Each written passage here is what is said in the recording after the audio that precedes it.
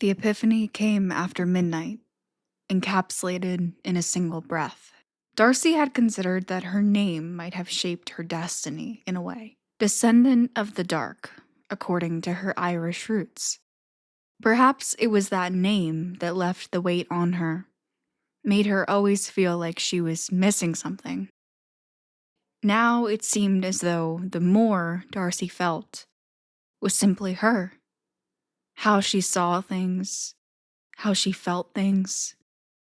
The girl with the darkness in her, the girl haunted, melted into the shadows, creating an explosion of light, reaching to the deepest depths of colors unseen. She was the mirror. This place was the mirror.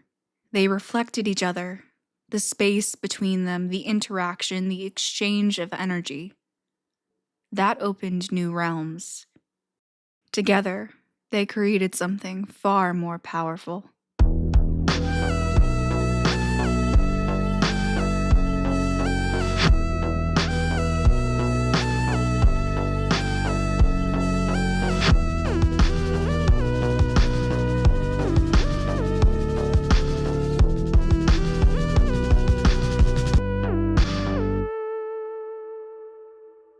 Welcome to Mirrors, a collection of horrors, history, and hauntings. My name is Gabby, and it has been an absolute honor to take you around my very haunted home state of Pennsylvania. Today's episode marks the end of Season 1. Thank you so much to everyone who has listened so far. I can't wait for all that is yet to come. Make sure to follow my socials so you can be the first to know about Season 2 and the other surprises coming your way. Everything will be linked in the show notes. Today's episode features a location full of mystery, a place of possibility, a potential portal between worlds. First, though, I want to take you back to where our story began, to the battlefields of Gettysburg. Between July 1st and 3rd, 1863, the Battle of Gettysburg raged on, resulting in over 50,000 casualties. As the bloodiest battle of the Civil War, Gettysburg was a shocking, devastating reminder of the fragility of human life. First-person accounts show that even nurses and soldiers who were desensitized to the realities of warfare were deeply impacted by the gore and horror left in the aftermath.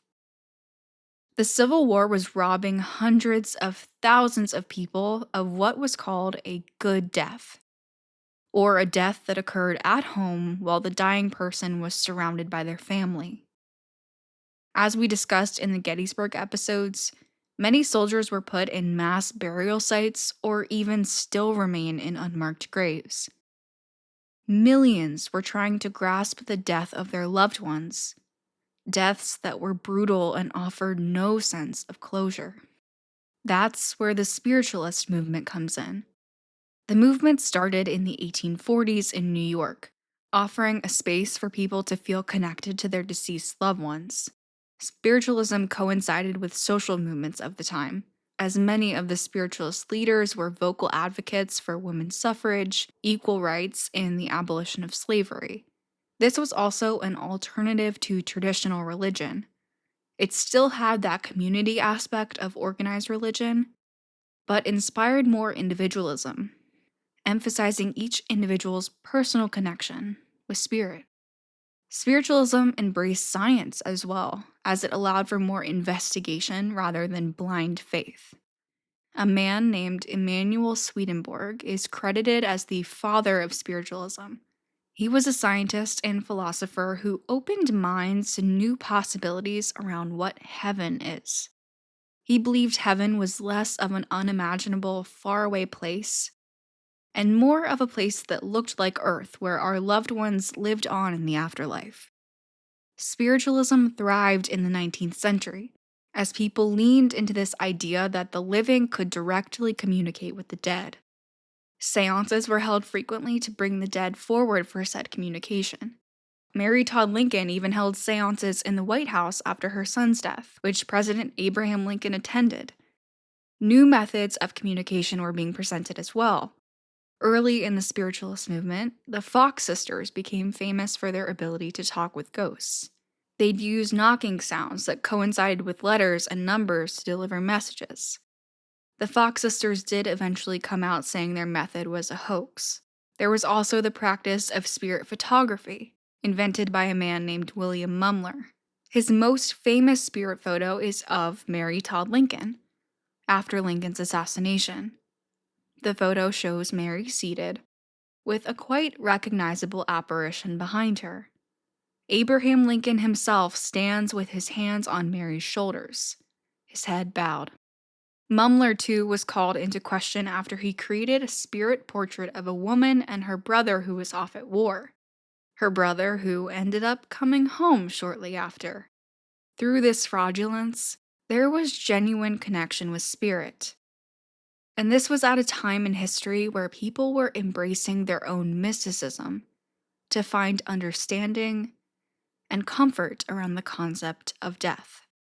Flash forward to 1891, when stores are advertising a new toy that could answer questions about the past, present, and future.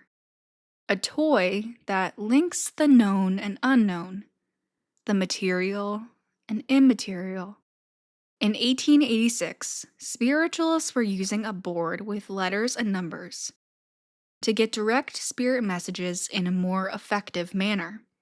A man in Baltimore, Maryland, just south of Gettysburg, further developed this concept of a talking board. Charles Kennard was his name, and he started the Kennard Novelty Company alongside investors. One of them, a local attorney named Elijah Bond. Elijah Bond's sister-in-law sat down with this board and asked what its name was. The board spelled out Ouija,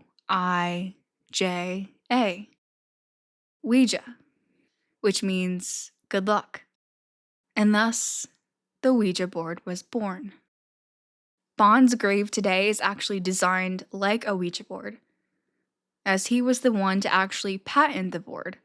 Charles and Elijah appeared before the patent office, and they were told they needed to prove the board worked in order to get a patent. The two men placed their fingers on the planchette, and the officer watched in shock as the board spelled out his name that was unknown to Charles and Elijah. That was proof enough for him. The Ouija board was flying off the shelves, its popularity surging in times of uncertainty like World War I and the Great Depression. It wasn't really until The Exorcist came out that people were scared of them.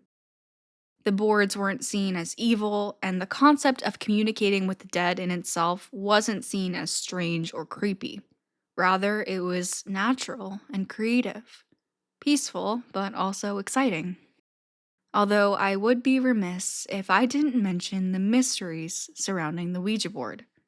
In 1927, William Fuld, who would at one point be the owner of the company creating the Ouija board, died in an unusual manner. He fell off the roof of his factory, a factory the board told him to build. In 1930, two women were convicted of murder. They confessed to killing another woman, but they said the board told them to. Today, the Ouija board has a bit of a bad reputation, with many saying they would never go near one. Personally, I don't think there is anything inherently evil about the Ouija, although I'm sure there's a lot about it that we just don't know. And it does seem to have the ability to break down the barrier between realms. So, why am I talking about the Ouija board? Well, that's because today's location is home to the largest Ouija board in the world. In fact, its entire roof is a Ouija board. Welcome to the Grand Midway Hotel. I don't quite remember how I learned about the Grand Midway Hotel, but I remember being instantly intrigued. There is so much to this place. So I tried to not do much research before actually visiting. I kept my knowledge limited to simply how the hotel came to be. Owner Blair Murphy is a horror filmmaker, and he'd been living in Los Angeles when he got an email with an ad for an old Pennsylvania hotel that was up for sale. At the time, Blair had been looking for cheap buildings to purchase and renovate, simply for a change of scenery. Something about this place called to him. Blair even claims the hotel chose him. And he bought it, sight unseen.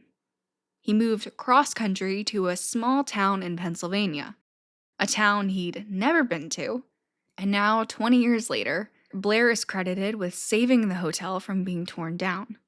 And while he doesn't live in it anymore, it was his work, research, and creativity that brought the building to what it is now, an eccentric 32-room hotel honoring horror movies, the arts, and of course, the paranormal. As the son of funeral directors, Blair was kind of used to the concept of death. But it was undeniable that there was something about this hotel. He had many strange occurrences while living and working there every day. And as people started visiting and spending time in the space, it was clear that Blair wasn't the only one. Each room is themed. There's the vampire room, which has a secret passageway to a room of caskets that you can actually sleep in. The mermaid room, the Frankenstein room, the werewolf room, just to name a few. As Blair continued developing these rooms and learning about their histories, it made sense why this place is so incredibly haunted. There have also been many objects brought in, such as the doll collection of iconic horror author Anne Rice, horror movie props from the Halloween films, and a statue with a real human hand. I'm sure you can see by this point why I wanted to go there so badly. I booked an overnight stay for my cousins Sarah, Jaden, and I. So it was just us, all alone in this entire hotel with the whole night to investigate and explore. From the moment we stepped inside, we knew we were in for one hell of a night. We did an initial walkthrough, checking out every single room on the 3 floors of this place. This is important. We were entirely alone in this hotel, and walking through each room confirmed this. We went back downstairs to talk about the spaces we felt initially drawn to, and to write down our goals for the investigation. After that, we were laughing hysterically as we tried to film one of those overly dramatic paranormal TV show intros that we all know and love. Then we heard something that made us stop everything. There were children running upstairs. You could hear multiple sets of heavy footsteps running back and forth down the halls. You could hear them get closer and then run farther away. It was so clear. I've heard footsteps before, but never that distinct. And never for that long. They went on for like 30 seconds, and we stood there in shock, listening. And going to investigate proved once more there was no one else in this hotel. Shortly after, Blair came in to give us a detailed history tour. I'm not even kidding when the first paranormal encounter he mentioned was that people frequently hear kids running on the floors above them. We hadn't even told him about our experience yet. Throughout the tour, Blair would fall silent, and we'd all listen as footsteps rushed down the hallways above us. They were always above us, even when we were on the 3rd floor. When that happened, Blair looked genuinely surprised. "It's just you 3 here, right?" he asked. Because that literally sounds like there's people on the roof. The roof, mind you, that is literally a Ouija board. We'll get back to that, but first, let's talk about the town of Windber, where this hotel is located. Windber was and still is a huge part of Pennsylvania's coal production. Early in its history, Windber was the destination for many Eastern European immigrants looking for employment in the coal industry. Representatives of the mines would go to Europe to recruit people, promising them a bonus when they got to Windber.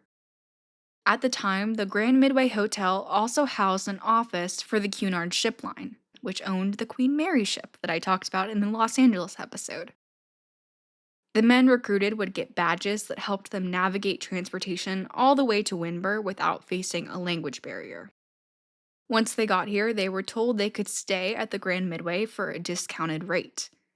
This all ended up being a bit of a ploy to get these people to spend their bonuses at the Grand Midway Hotel. And it placed the Grand Midway at the center of Windber's coal industry. Windber itself was founded in 1897 by the Berwind White Coal Mining Company and was said to have an underground city of coal mines. Because of this, the town is connected to another famous ocean liner. Windber actually provided the coal that fueled the Titanic. As an homage to this history, the Grand Midway today has a Titanic-themed bar, and that bar is just one of the hotel's many paranormal hotspots because of an unsolved murder that happened there in 1949. One night, a man was leaving the bar when he was hit by a wooden 2x4 while standing in the doorway. There had been some kind of argument leading up to this, although the bartender and other witnesses kept pretty quiet about what was happening. After he was hit, he fell and was run over by a car that happened to be driving through the back alley. The case went cold and remains unsolved today. Although, like many of the hotel's stories, town residents helped bring the truth to light. A man named Stan Shalinsky went to the hotel with a photograph of his grandfather, who just so happened to be the murder victim. He had apparently uncovered the illegal selling of meat at a time when it was being rationed, and had gone to the bar that night to confront two men. The murderers were never discovered, so there is still a lack of closure around the case, which has fueled paranormal activity around the bar and back exit. This bar was also a popular spot for miners to hang out after a long day at the mines, and it was a brothel. Psychics have described this building as oozing with sex. These spaces are haunted because of the building and its history, but some rooms are haunted because of how varying energies have converged. One of those is the most infamous room in the hotel, the Canopy Room. To tell you about the Canopy Room, here's owner Blair Murphy himself. This room nobody wanted. We just left it an empty room, and finally someone gave us a canopy, and that's how I got the name, the Canopy Room. And then we've thought since the get-go that a young woman was strangled in this room back when it was a brothel. That there's always just been this feeling of like a young woman saying, "Get out of my room!" Just not wanting to talk, not wanting to play Ouija, not wanting to participate in any way. Just wants you to get out of her room. And that's just been the tone that and guests over and over again reconfirm this and this whole story, which I have not any newspaper articles or any stories from the police about a murdered woman, just keeps over and over again coming through to people, and people have dreams about it, and people when they do Estes, they come, all this violence comes out about it, and so it's just been very consistent. If I don't know if it happened, but I think it happened too. That I think that someone was killed in this room. And so that's the room. And then people gave us 3 items that have nothing to do with the building that also bring a lot of activity. This doll, a family in Pittsburgh gave us, and people put cat balls on it. It shows movement all the time. And a lot of people really focus their investigations on this doll. The doll has nothing to do with the building or the hotel. It came from Pittsburgh. That mirror, people think they see faces in that mirror. And this nun statue turns up in people's dreams. It's not like an evil nun, but it's just creepy enough.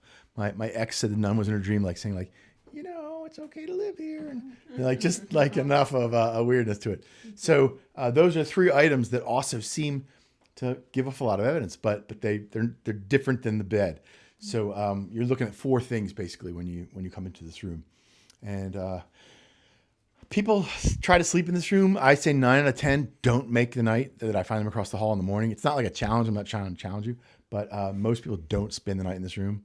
They say they wake up and there's a face right there saying, "Get out," and they just get out. All these Ouija boards are left from guests that came here, played Ouija in this room. It said, "Get out, game over, get out, game over," very consistent. And they didn't even want to bring anything with them. They just left the boards in the room. So, the Canopy Room connects to the building's past as a brothel. Celebrity psychic Chip Coffey believes there is an adult woman buried in the basement, a woman who was killed by some sort of accidental asphyxiation, but whose death was hidden because the person who killed her was an important man in the community. It's believed she is the woman that seems to be confined to the Canopy Room. If that's the case, this woman was a sex worker in the hotel and was killed in the Canopy Room. Now she's an oppressive energy who, like Blair said, tells visitors to get out. He told us that women seem to be drawn to the room, while men are typically targeted. I can imagine this wasn't the only instance of violence against women that occurred in the brothel, which could be fueling that darkness today. Then there's those haunted objects intensifying the energy, including the haunted mirror, which often shows the face of a woman with long, dark hair. Could this be the female spirit in the Canopy Room? Or another entity entirely? Also, I just have to note that I did not choose these locations because they have haunted mirrors. There just happened to be a lot of haunted mirrors. Now, I knew I wanted to center my investigation around the Canopy Room because of the frequency and intensity of the encounters there. And I did start the episode talking about the history of Ouija boards. And this is the hotel that holds the official Guinness World Record for the largest Ouija board.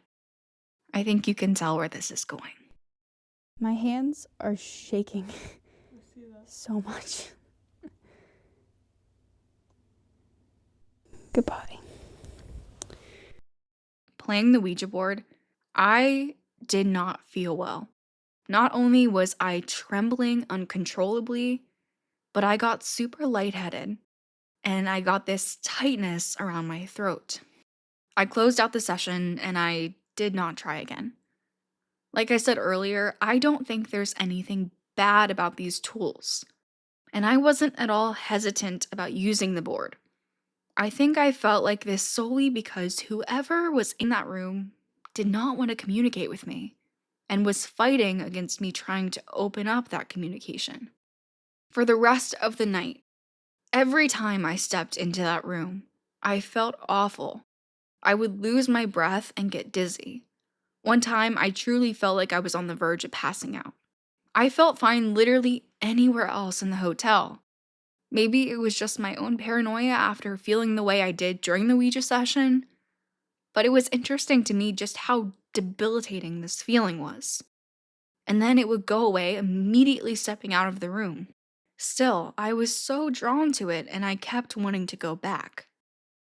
My plan had been to sleep in the room to see if I would experience the nightmares that other visitors have. But spoiler alert, we didn't sleep at all. And this was one of those rare occasions where I actually felt so uncomfortable that I didn't want to push myself to even try to sleep in there. Maybe sometime in the future, though.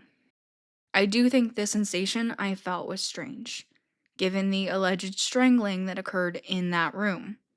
Perhaps that woman was trying to make me feel what she felt, or she was exhibiting that possessiveness she has over the room, considering I'm a woman around her age, talking about spending the night in that room. Something else worth mentioning. I had set up a night vision camera on a tripod, filming me playing the Ouija board. I confirmed that it was recording. I even saw the timestamp on the video. Once I sat down, before I started the session, I checked again by noting the light on the front of the camera. This camera was on, and it was recording. Not a few minutes later, I went to check on the camera. It was off, and there was no recording from that time. The videos from before were there, so it wasn't an issue with the camera or memory card. And it literally had been like 3 minutes at most, so it's not like the camera turned the video off after recording for too long. It also had a near full battery. At the time, I thought this was weird, considering the spirit in the Canopy Room did not want to talk to us. But I didn't think too much of it until reviewing our recordings and videos to see that the spirits were messing with our technology quite a bit this night. A few days after our investigation, Jaden had gone through the audio she took on her Tascam recorder, only to find it was all gone. Not a single recording was there, even though she, like me, is pretty careful about making sure something is actually recording during investigations. All of the EVP sessions I'd done on my voice recorder. Gone. One of our 2 night vision cameras had every single video we took erased. They'd been there before because I'd seen them when looking through the camera earlier. That was the same camera from the Ouija Board session, by the way. All that remained on that memory card was a picture of the hotel's exterior, which I don't remember anyone taking.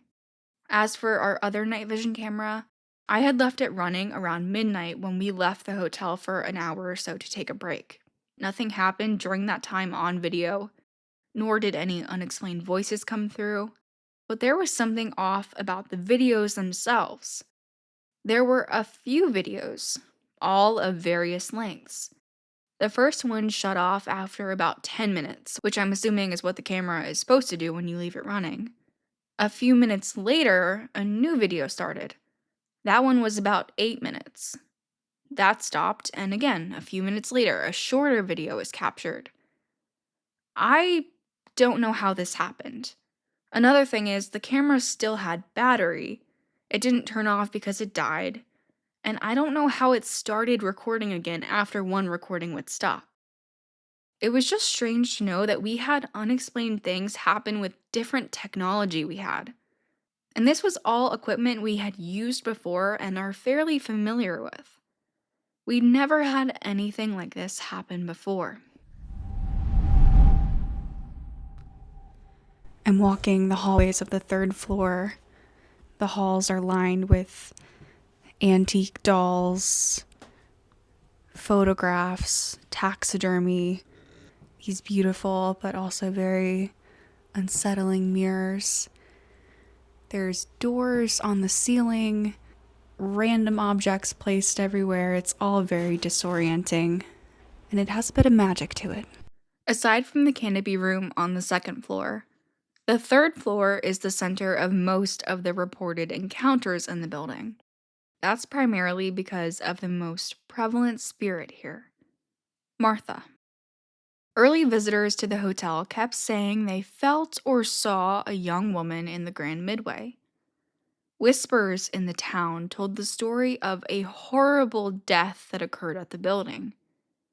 A woman had been killed while watching fireworks on the 3rd floor balcony.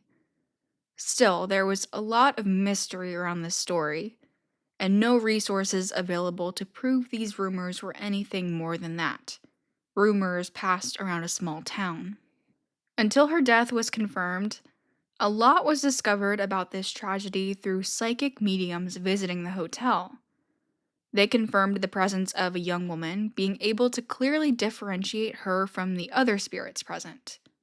Eventually, an old man came to the hotel claiming to be a witness. As a young boy, he'd been watching the fireworks on the 4th of July in town. A rocket shot up, hitting a woman in the throat. It was like a shower of blood came down, he said. A member of Martha's family then came forward, bringing photos to the Grand Midway. One of the old photos had writing on the back. Aunt Martha died from fireworks accident in Windber on the 4th of July, 1911, Midway Hotel. One medium saw a picture of the hotel and said there was something important about a part of the building that had since been removed. The balconies have been removed. That same medium looked at Martha and said, "Something hot cut this woman's throat. Something like a very hot knife.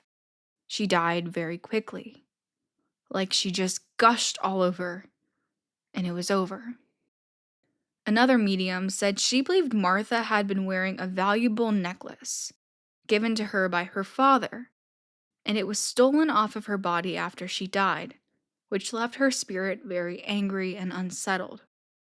Now knowing a specific name, date, and glimpses into the story, there was more to go off of in trying to locate resources with more information. However, it was still quite difficult, which could be because of a cover-up. It was all a freak accident, but the Windber Fire Hall was worried about being held accountable. A man was interviewed about it. He had worked at the fire hall long ago and had tried to track down the records from the 4th of July 1911. only to find they were missing.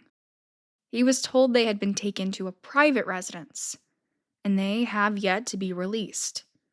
However, there were a few news articles from the time that helped fill in the blanks. On the 4th of July, 1911, Martha was one of about 50 people looking over the town of Windber, watching the celebration from the third-floor balcony of the hotel. The fireworks started. They were being overseen by the Windber Fire Company.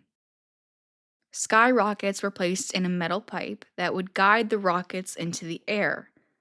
One of those rockets didn't release properly, causing the pipe to explode. A piece of shrapnel hit Martha in the neck, severing her jugular vein. Newspapers at the time claimed the speed of the exploding pieces almost tore Martha's head off. Nearby windows were shattered and there was damage to other surrounding buildings. But somehow, Martha was the only person hit. About 10,000 people had gathered in the town of Windber for the celebration. Witnesses watched in horror as Martha bled out over the crowd. As news of the death spread throughout the celebration, the fireworks stopped, and an eerie silence filled the town. Martha remains an active spirit in the hotel, although her spirit seems more settled ever since a table was set out by the third-floor window in her honor. Her figure has been captured by that window, both from inside and outside the building. We set out some equipment and tried to communicate with Martha. Ironically, we could hear fireworks in the distance that night, which we considered could stir her spirit up a bit. We had some initial interaction with the twist-on, twist-off flashlight I left out, although not much more than that. There were no answers with the dowsing rods either, which Martha typically is pretty responsive to. We did conduct an EVP session, although, as I mentioned, all of my recordings were deleted. We had listened back on the spot and didn't hear any voices, though. At the end of the third-floor hallway, there's another room that could be fueling the hotel's energy. The Phantom Room. A young artist once lived in this room when Blair was renting out rooms for long-term stays. The Grand Midway website says this guy was a blast, funny, kind of wild, with an endless outpour of work. He would work day and night, tucked in the top corner of this hotel, painting murals of angels and demons. Eventually, this room started to feel haunted, and paranormal investigators and psychics were just as drawn to this room as the Canopy Room. Visitors reported an anger to the space and a relentless hum. The artist then joined a local religious group, which subscribed to this local belief that the Grand Midway Hotel was a cult and Satanism was being practiced in the building. This belief remained long after the artist moved out, naming the room the Demon Room. While he was still living there, though, he and the religious group took his paintings from the room, burning them in a large bonfire. All of his work that remains are the paintings on the walls of the Grand Midway Hotel. Blair once met a medium at a coffee shop and asked her to come to the hotel. She had no prior knowledge of any of its alleged hauntings, let alone the increasingly intense room of this artist. In this room, she said that the energy present was less because of a haunted place and more because of a haunted person. I truly don't know how to describe what it was like looking into the eyes of these murals. It wasn't creepy, just heavy. The artist is long gone from this hotel, and the room itself isn't as active as it once was. But I feel like these paintings captured a part of this haunted person, forever carrying the weight of a haunted soul. Each mural had a hypnotic element to it. Looking at one piece of the painting felt like absorbing it as a whole, drawing in the whites and blacks and hints of color all at once. As I said, there is so much to this hotel. So much so that it is kind of overwhelming. I didn't even mention yet that this place also has the world's largest tarot card. And I didn't talk about the monkey room on the second floor, which for some reason was so creepy to me that I couldn't even look in it. In that room, there were unidentified human remains found in the wall. Other than that, it is literally just a taxidermied monkey sitting in a chair, which is the actual monkey from the movie Medicine Man. Hearing the story of this supposedly haunted artist also made me think of all of the energies brought to this hotel by the people coming to this hotel. The Grand Midway is a place of depth and mystery, so it's quite difficult to decipher the various origins of the unexplained activity here. There's another spirit that is frequently seen on the third floor, and that's a little girl dressed in white. Once again, mysterious stories were making their way to the hotel from the town. This time about a body buried in the basement. And not the same body that's believed to be the woman in the Canopy Room. This is the body of a child. This coincided with varying encounters with a little girl ghost. Someone felt a child climb up on them when napping. Someone else saw the curtains rising up as though a child was going under them. The Windber police even showed up one day because another visitor screamed in terror after seeing what appeared to be a deceased little girl reaching out to her. This woman had been electrocuted by one of the lamps on the third floor moments prior, and then she saw the girl out in the hallway. There's still mystery around who this little girl is, although Blair was told about an accidental death in a family that resulted in a child being buried in the basement. At one point in the night, I could have sworn I saw the plant at the end of the hallway move, like someone was ducking behind it quickly. It happened just as I reached the top of the staircase to the third floor. No one else saw it and it wasn't captured on camera, so it could have very well been my imagination. But it could have been a playful child spirit hiding in the corner. After hearing the footsteps earlier in the night, our primary goal for the investigation was to focus on the hallways themselves. Aside from hearing children, guests have also reported a butler ghost who is described as a bully, unexplained voices and whispers, and seeing visual black wisps in this third floor hallway. I stocked up on ghost equipment for this investigation, and we got out 2 new motion detecting devices.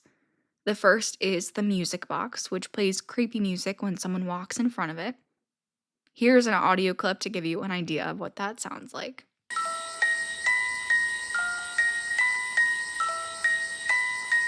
Then we put out the tracer light, which is a line of lights that will turn red as someone walks alongside it. We had the music box facing the tracer light, hoping that if they both went off simultaneously, we would have no doubt that there was unexplained movement in the hallway. We sat in one of the rooms, looking out and listening. The music box did go off for a brief second, but it was so quick that it didn't really seem like anything. Everything had fallen quiet, seemingly since that Ouija board session. In the early hours of the morning, I decided I wanted to spend some time in the hotel entirely alone. I filmed a walkthrough of the hotel highlighting a few of the different rooms, which you can see on my YouTube channel. I love the audio form, but this is truly a place that you need to see to believe. Just if you watch it, ignore my chaotic filming skills and appearance that is just as scary as the hotel itself. It was 5 a.m. after an all-nighter. Before leaving the hotel, we were able to go onto the Ouija board roof. Blair and his ex-girlfriend, Camille Zamboni, described that there was a 2-year lull in paranormal activity. They decided to use a Ouija board in the hotel to see if it would stir anything up. That's when they got the idea to put a board on the roof.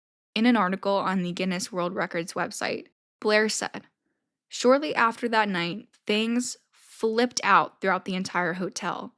Energies were swirling, guests were completely freaked out. We were seeing floating people and hearing voices." Camille's an artist, and she's who actually painted the board to be an exact replica of a real Ouija board. Immediately after the board was complete, Camille said she heard her son screaming in the middle of the night, only to find him fast asleep. Blair and Camille also saw what they describe as angry versions of one another, One day, Blair burst into Camille's room, yelling and screaming, which was incredibly uncharacteristic but appeared so real. The real Blair had been in another room the entire time. The roof also caused quite a controversy in the town, which is pretty conservative. People were complaining about being able to see the roof from their house, and a petition was even created to get it taken down. It's still there though, still riling up spiritual energy in the hotel. Blair has also addressed the irony of the fact that this is on the roof of a 3-story building. Think back to the death I mentioned earlier in the episode, when William Fuld fell off of his factory where Ouija boards were being produced. That factory was 3 stories tall. And I, too, experienced this hesitancy toward the Grand Midway Hotel because my Got Ghost shirt got a lot of judgy looks walking through town. I think this board is why I found the footsteps in the hallways so fascinating. The Grand Midway Hotel is seen as a portal for spirits to come through and make themselves known. The hallways represent that in-between space, that flow of movement. Maybe this place is a portal because of the roof. Ouija boards are known for being portals in themselves, opening up a space for spirit communication. Who knows what a large Ouija board can do? Perhaps it acts as a beacon for wandering spirits, bringing them to the Grand Midway. Or the incredible amount of mirrors in the rooms and lining the hallways, since mirrors are seen as portals as well. All I know is that there is something about the Grand Midway Hotel. The children running was truly the most distinct, disembodied noise I've ever heard. I wonder if the noise was caused by the little girl frequently seen on the 3rd floor, or if it was other spirits drawn to the Grand Midway in a transitional time. Leaving this hotel, I felt as though I was humming with a new energy. I was disoriented, exhausted, and excited. Even now, writing this episode, I don't quite know what to make of the Grand Midway Hotel. The only conclusion I can make is that you truly never know what might happen. I came into tonight's investigation not knowing much about the history and the stories behind this place. There's just so much here, from the history of the actual buildings to, the objects that had brought in and all the different rooms that had been curated, that I wanted to challenge myself to go into it not knowing much, and then actually being here and learning about it while being in the space was a really interesting way for me to approach the investigation, thinking about the other Pennsylvania locations. Many of them I had been to before, especially Gettysburg. I'd been there lots of times, so it's just different. There's a familiarity to it, whereas here it's all new, and I think it helped me really get a feel for the space, really take it all in, and it also makes it a bit more intimidating. I'm currently in the vampire room, which I am absolutely obsessed with. I mean, first of all, one of my favorite animals is bats, and there are just bats everywhere. It's all decorated in black and this beautiful shade of red. Got 1920s-esque lamps and dead roses, and it's just all very aesthetic. And, obviously I love vampires, so it's a really cool room. Just being here and going through the different rooms and setting out equipment and doing different investigations, it's clear how different each room is. And going downstairs from the 3rd to the 2nd level, there is a complete energy shift, temperature changes, just it feels like a weight is taken off my chest. And then stepping into certain rooms, going into the Canopy Room, I feel that weight again. It's just so different in each space. It just makes this place so unique because it's bringing so many different stories and different times and different people to one place. The Grand Midway is seen as a portal. Obviously that's attributed to the Ouija board on the roof, but I can see that as well with that migration of different histories, different energies all concentrated into one building. Thank you so much for listening to Season 1 of Mirrors. I've had the best time creating this show so far, and something so special about the paranormal is that there are endless possibilities and so many more haunted places to go. So I'm just getting started. Again, make sure to follow my socials so you can get updates about new episodes. I'll also be posting lots of paranormal content throughout spooky season.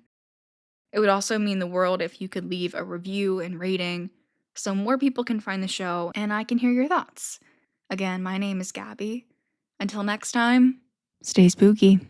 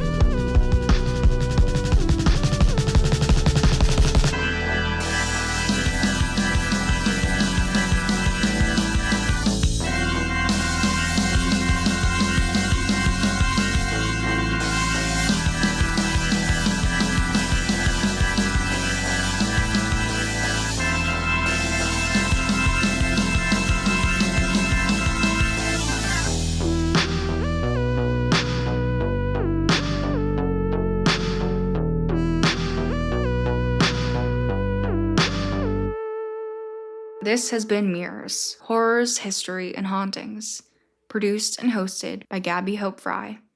Check out the show's Instagram and TikTok at Mirrors Podcast to see pictures and videos from today's episode, as well as other paranormal content. Access bonus episodes and exclusive content by joining the Mirrors Patreon.